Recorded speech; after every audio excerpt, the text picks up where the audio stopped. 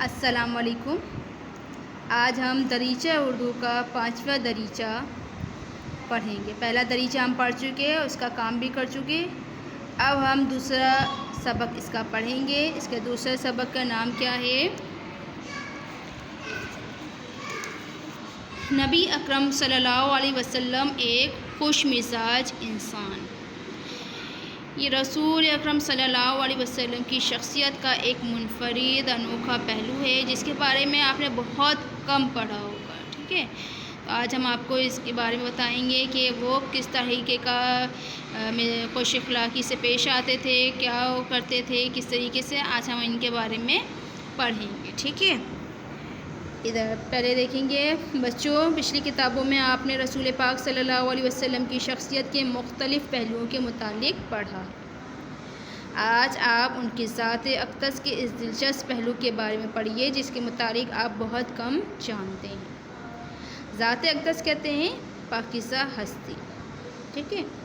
تو آپ جو ہیں ان کے بارے میں بہت کچھ پڑھ چکے ہیں۔ آپ رحمت للعالمین ہیں، صادق ہیں، امین ہیں، اور سب اس طریقے کی باتیں جو ہیں آپ ان کے بارے میں پڑھ چکے ہیں کہ وہ ہمیشہ سچ بولا کرتے تھے، لڑائی جھگڑے سے اور بری باتوں سے دور رہا کرتے تھے، امانت پہ خیانت نہیں کیا کرتے تھے، صادق اور امین کے نام سے مشہور تھے۔ اس طریقے کی بہت ساری آپ نے باتیں پڑھی ہیں۔ آج ہم ان کی خوش مزاجی کے بارے میں پڑھیں گے۔ ہمارے پیارے نبی صلی اللہ علیہ وسلم جو ہے وہ بہت زیادہ خوش مزاج انسان تھے۔ ان کی اس پہلو کی، ان کے اس اخلاق کی گواہی خود قرآن دیتا ہے۔ قرآن پاک میں ارشاد باری تعالیٰ ہے،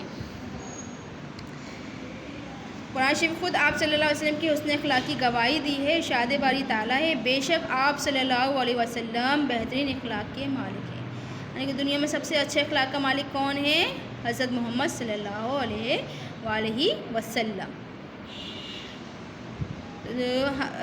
آج ہم ان کی شخصیت کے پہلو کو کچھ واقعات یہاں پہ دیے جا رہے ہیں جن سے سمجھیں گے کہ وہ کس طریقے سے کہ خوش مزاج انسان ہے۔ آپ کی شخصیت کا ایک پہلو ان کی پاکیزہ خوش مزاجی بھی ہے۔ پاکیزہ، پاک، صاف ستھری۔ ایک مرتبہ ایک بدو آپ کی خدمت میں حاضر ہوا۔ بدو کہتے ہیں جو دیہات وغیرہ میں رہتے ہیں نا، ان کو حاضر ہوا اور کہا، محمد صلی اللہ علیہ وسلم مجھے ایک اونٹ دو۔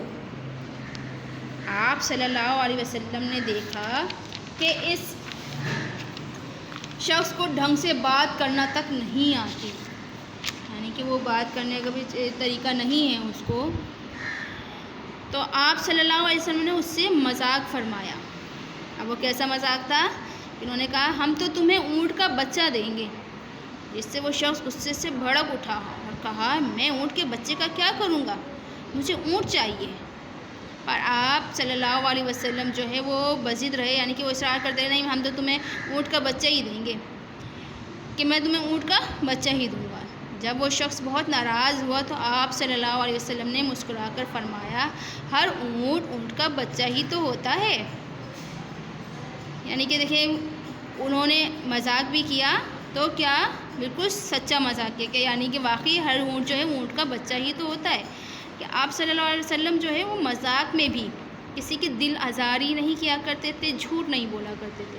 تو انہوں نے جس طریقے کا مذاق کیا کہ ہر اونٹ کا بچہ ہی تو ہوتا ہے، کہ اس میں کوئی جھوٹ بات نہیں ہے، نہ کسی کی دل آزاری ہے، ٹھیک ہے؟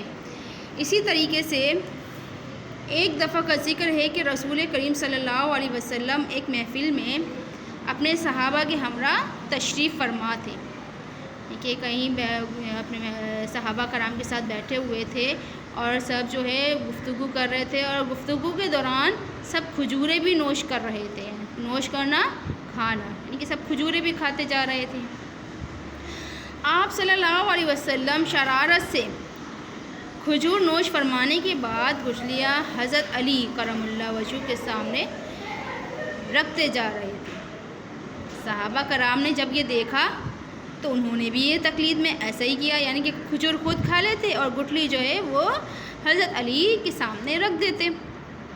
جب کھجوریں ختم ہو گئیں تو آپ نے تبسم فرماتے ہوئے، تبسم کہتے ہیں مسکراہٹ، مسکراتے ہوئے سوال کیا کہ اس وقت سب سے زیادہ کھجوریں کس نے کھائی ہیں؟ صحابہ اجمعین جو ہے وہ اشارہ سمجھ گئے اور جواب دیا دیکھ لیتے ہیں کس کے سامنے زیادہ گٹھلیاں ہیں. تو سب سے زیادہ گٹھلیاں کس کے سامنے تھیں؟ حضرت علی کے سامنے تھی. تمام صحابہ نے اپنی گٹھلیاں کس کے آگے رکھ دی تھیں؟ حضرت علی کے آگے رکھ دی تھیں.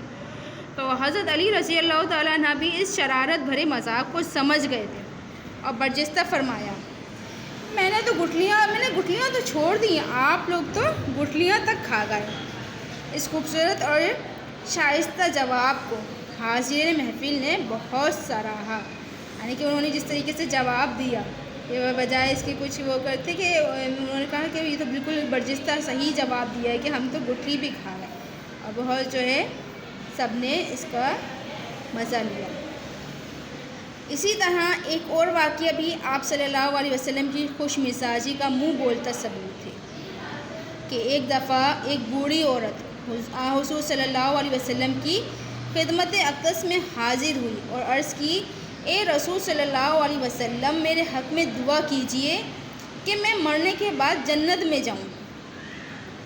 یعنی کہ حضور صلی اللہ علیہ وسلم کے پاس آئی اور کہنے لگی کہ حضور صلی اللہ علیہ وسلم آپ میرے لیے دعا کیجئے کہ میں مرنے کے بعد جنت میں جاؤں.